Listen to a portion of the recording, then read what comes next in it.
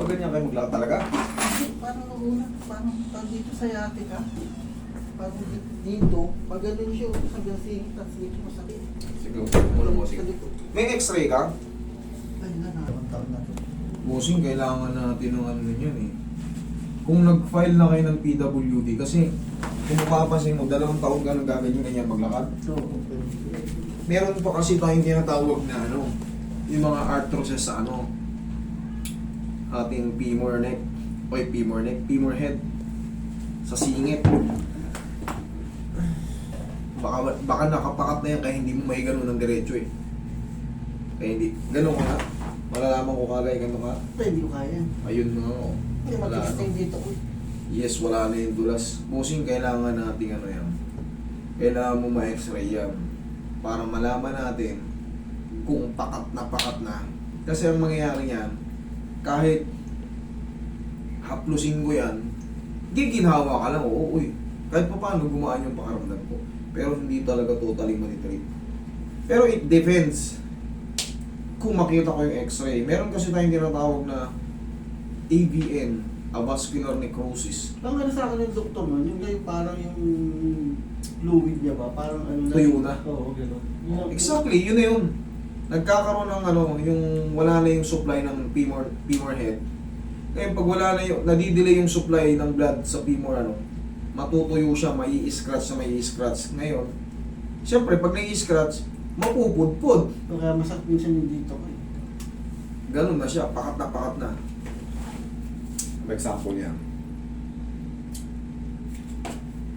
Ito yung anatomy ng injury sa hip, pero hindi siya pang ABN, pang total hip replacement siya. Gano'n no? Hindi na pa gano'n. Kasi hindi mo na kaya i-ganito. Musing, kailangan mong iyan yan. Kasi pag dinaya ko yan, pwede ko namang masansin yan. Pero siyempre, mas maganda, malaman mo yung buong katotohanan dyan. Kahit pa paano, pa-x-ray. Taga-saan po kayo? Sangdaan lang. Sangdaan? May x-ray ako dyan, hindi ko na lang nadala. Picturean lang, nasa na? Ayun lang, wala siya. Picturean lang, para mas ma-explain ko sa'yo. Kasi Wala. baka magtaka ka kasi yung sabi mo, wala, galing na ako, hindi rin ako na-treat. Pero kailangan kasi maipaliwanag sa inyo kung ano yung bagay-bagay na nangyayari sa ating mga joint. Ang gusto kasi ng doktor, sir, palitan.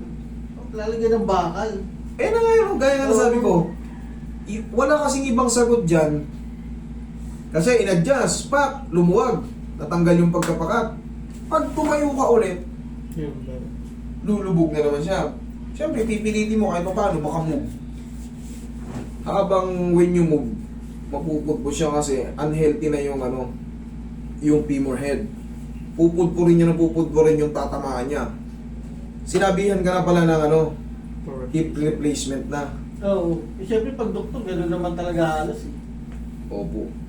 Pero siyempre, kailangan makita yung files. Ako hindi ako doktor pero dami ko nang hinandle na ganyan. Dami ko nang hinandle na ganyan. Kaya nga ini-explain ko sa iyo kung ano yung tinatawag na avascular necrosis. Ngayon, dahil medyo malayo-layo ka, gagawin natin ang ano. Pero I mean, baka guminhawa ka lang bossing. Hindi talaga siya na totally na trip. Kaya ito, Okay. hindi ko na ano sa hagdan. Pero, tamo, wala na hindi mo na magganyan. Oo. Ang kinikilos mo na yung ito na yung buong body mo para gumano. Higa ka bossing, sige. Higa. Oy, wait lang. Baka makalimutan natin, sayang, mabasag. Higa ka. Ang hirap kasi wala rin ako kasama sa bahay. Ako lang mag-isa. Pegin mo ng pauroy. Palambutin ko muna yung mga muscle-muscle ni sir. Kahit pa paano, maginawaan. Hindi Kasi kayo dahil lang din. yung mga nangyayaring ganito, Kaya minsan kasi, taon na baon na sa isip ko yan. minsan kasi sa, di ba, parang minsan sa blading kasi sa doktor, pag ano, di ba? Kaya dadalawang isip Sa ako. bagay, ako hindi ko masabi kasi nobody's perfect. Oo. Ganun talaga eh. Pero tayo pa rin ang magpapasya. Ang mahalaga, makita, huwag mo ipagalaw, pa-x-ray mo lang. Kumbaga, makita lang natin yung loob. Doon mo ipagalaw sa alam mong komportable ka yung pakaramdam mo. Dapat pala dinala ko yung x-ray. Binibilin din namin yung kung may mga med files kayo, kahit mga old med files, tignan natin kasi babasahin ko lang naman yun.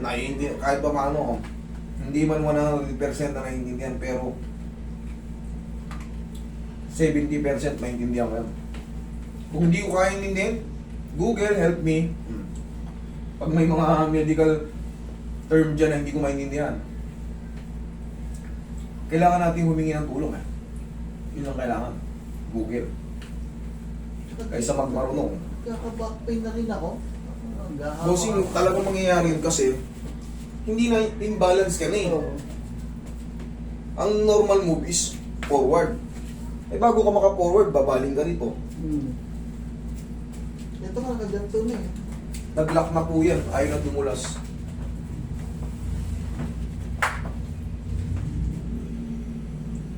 Yan, tingnan mo, pag hinata ko yan, luluwag yan. Kaya nang sabi ko sa'yo, luluwag yan. Pero, ganun pa rin katagalan. Garantisado, pero yung pumunta kasi rito, sa Singapore nagpaayos. Pilipina yung asawa. Hong Kong chef siya, sa Singapore nagpaayos, tapos pangalawang palit niya, 500,000. Sa akin na, 350 sinisingil eh. Ay nga, 500,000 yung sa kanya. Magkabila nga singil sa akin eh. Ay, mura na yun. Ay, sa kanya, solo lang eh. 500,000 500,000. to 600 kasi yung medication pa. Oo. Ano pa lang yun? Bibili ka kasi ng ano eh. Sa kanya, sa Singapore niya daw binili. Yung bakal niya. Opo, hindi rin nakakabili din yun. O-order pa yun sa labas. Sa akin dito na, dito pa yung bakal. Hindi ko na pinatanggal. Ito, sir, malapit-lapit na nung sir. Oo nga eh. Nagilid ka, sir. Para yung Parang dito. kahit dito sa akin. Yan, oh, tigas na. Dito ko Dahil yan sa struggle mo sa walking, sir, yung mga muscle mo tumutulong. Relax lang. Kabilang side.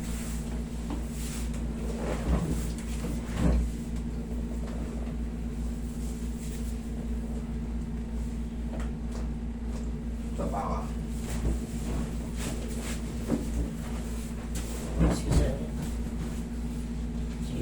Picturean yung ano eh, sayang eh. Dala niya yung pinagpalitan. Nai-expire din kasi yun after ano, after 10 years na tayo, nagpapalit din siya.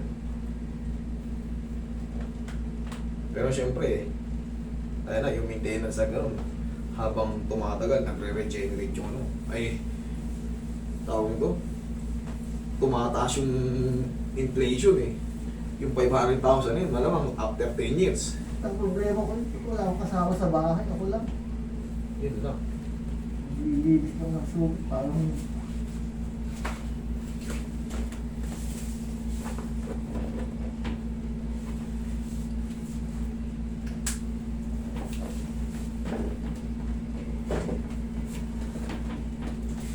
Dami yung gigilo yun dito.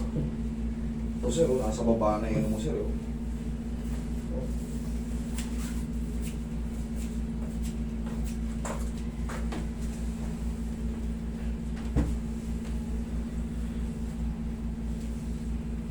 Pa-x-ray mo yan sir, kamo ano.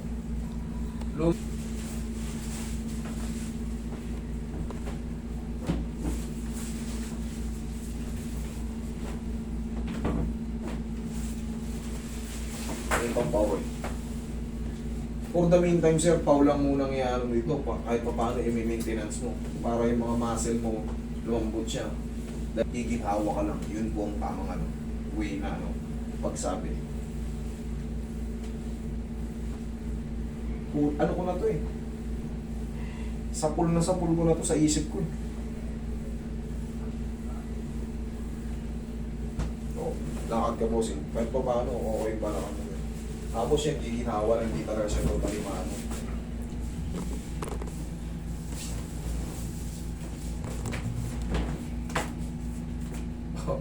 medyo matigas na lang talaga to eh. No? Kaya minsan ginaganon ko pa to parang may hakma kayo. No? Wala. Isang tarito. Wala, ano talaga siya, boss, yung tightness siya. Wala siya, hindi naglalaro. Yung totoo, hindi talaga naglalaro. Hindi mo magawa to, kahit nga halfway lang eh. Kasi nga tukod na siya, kaya, yan, ganito lang. Pero, magkaganon pa man, yun na, marirelax na yun. Kaya nga nasabi ko sa'yo. Kasi sa akin kasi, mas gusto kong sabihin nyo ano eh, di baling masaktan kayo. Kasi kaysa naman ma-false hope kayo. Sabihin ko, kaya ko yan, tapos maglabas mo dito. Putang ina, konti lang na bago ah. Eh, ayoko naman ng ganon. Mas gusto kong sabihin ko kasi, yun yung ano ko eh. Yun yung analysis ko dyan. Kumbaga, yun yung nakikita ko eh. Okay, bossing. I'm sorry to say, pero Hindi, yun. yun po yung kaya ko.